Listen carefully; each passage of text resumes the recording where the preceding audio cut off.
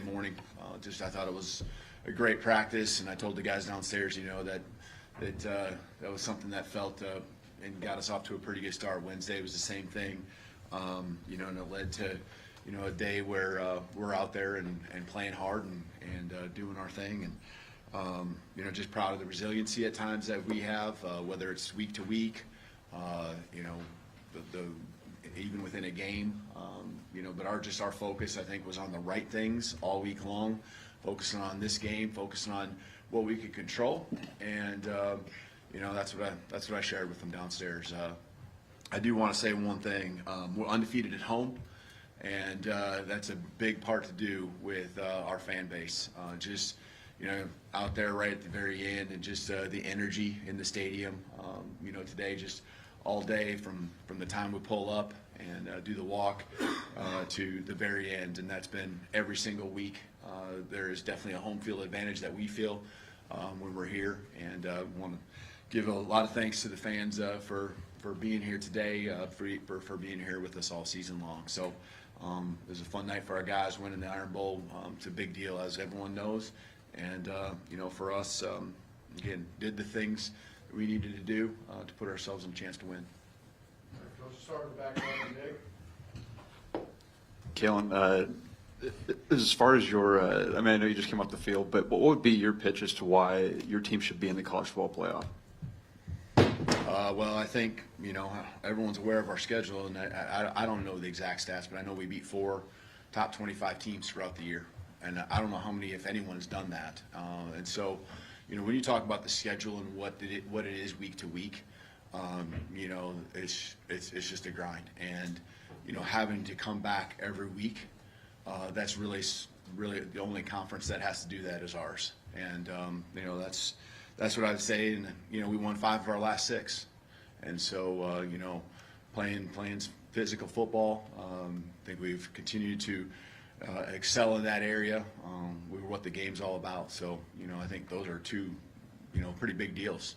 We beat some high-quality teams that are still, out there, I believe, playing some good ball themselves. And, then just winning 5 of the last 6 at the back half of the season. Go to the back right, Colin. Hey, Kalen. We kind of saw like Jalen, going around the perimeter, kind of having his moment there late. I'm just curious from your perspective, looking at the impact that Jalen Moreau has had on your first year, and kind of you've seen him kind of taking that moment. What has he been like to you, and both on the field, off the field? What has he been for you? Yeah, just we talk about resiliency for our team. I think that's that's a good word to use for him.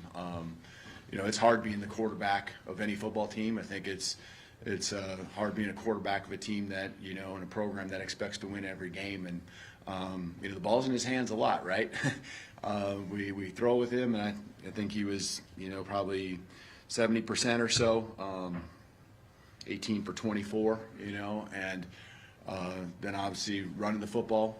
That's not just tonight. That's, a lot of what he brings to the table, and we he facilitates a lot of moving parts, and he had some good conversions. I know there's always a play or two that you always want back, but he just continues to stay the course. I thought, him coming back after a couple plays there in the fourth quarter and making some big third down throws, guys helping him make plays too, and I thought throughout the course of the game, even the ones that were incomplete, I thought he had some, put him in a pretty good spot. And so was just really proud of the way he played tonight, and, continue to be resilient, continue to just stay the course, and help us win the football game. Front left, Tony.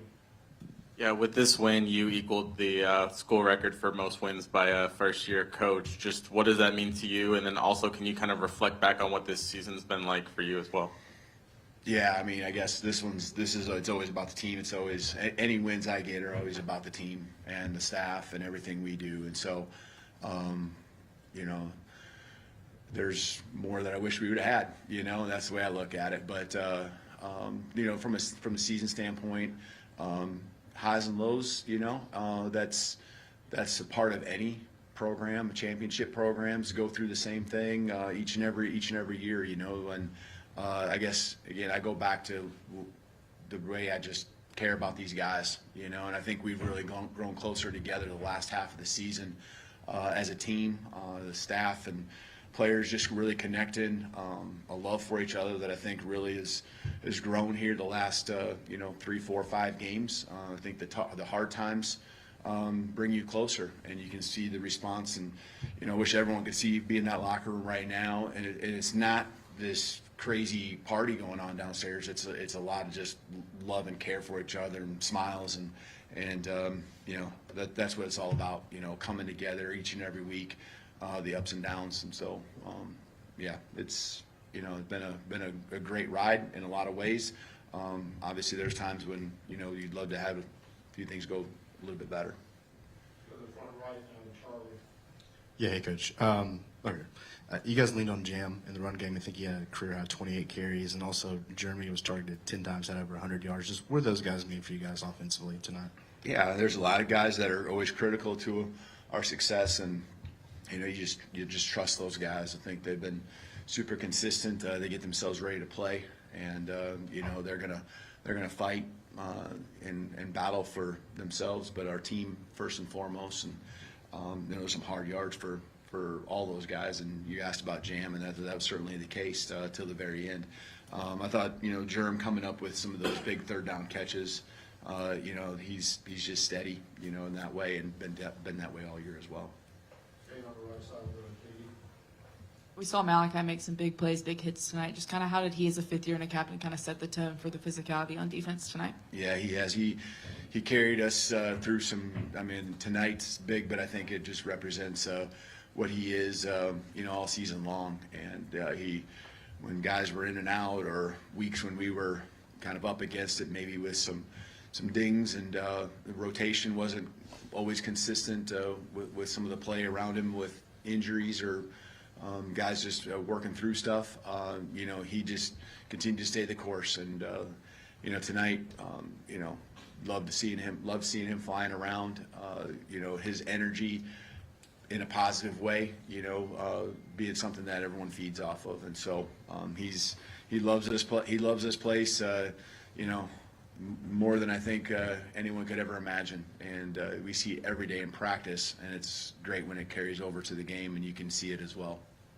Got time for a few more questions. We'll start with Chase on the left. What did you make of the skirmish on the Auburn sideline and how that ended up being a personal foul on Alabama? Yeah, I mean, I saw a first part of it, and I thought, I understand there was a piece where we didn't handle it probably as well as we needed to, and so I don't want to get into too much. Other than that, I know felt like there was something that prompted it, but that's about all I know. And it was on the other sideline, so you can't see a lot, but certainly one of those things that got them a little bit of momentum with those yards that they got after that. But it's an emotional game. You put it all year, and it builds up to this, and the game itself, and back and forth, and a lot of momentum swings, and it's not okay, but I understand where the emotions were on both sides. So a lot of people over there, so it's hard for me to really tell what's going on. Steven, keep it on both sides. Coach, ever since he got into the lineup in the secondary, we've just seen a growth from Bray Hubbard. What does he bring to the secondary that makes everybody just gel well around him? He was, just waiting for his opportunity, and while he was waiting, he was getting ready this season, and that's a credit to him. And there's, I think, a lesson that a lot of players that are young, and I know, he's not, a freshman or anything like that, but guys who are waiting for their time that I think can really take from what he did this year. And he's a guy that, again, plays with passion, but he's a really heady player. And then, continue to develop the physical tools each and every week, and the confidence. And, we have belief in him because we know he cares so much. He's really smart. He sees things, and every snap he's playing, he's getting better and better. All right, we're going to finish up with him, and you guys move it over. Coach, what factors allowed Jalen to be so productive with his legs, and how was your first Iron Bowl? Did it live up to the hype? Yeah, it lived up to the hype, but it definitely did. He found his times to go make plays, and again, sometimes it was when we drop we dropped back, but he didn't force it. But when the times came, he can go make those plays. And I thought he did a good job of trying to put his head down at times. And then he loves using his speed and getting the corner. And so when he's doing those type of things, we become really hard to defend. And so I was proud of the way he executed a lot of just both the run and the pass. So he made us tough to defend a lot of times today. So again, I thought he threw the ball extremely well, and great completion percentage. Even some more that we probably left out there on the football field. Thanks, Coach. Awesome. Thank you. Roll Tide.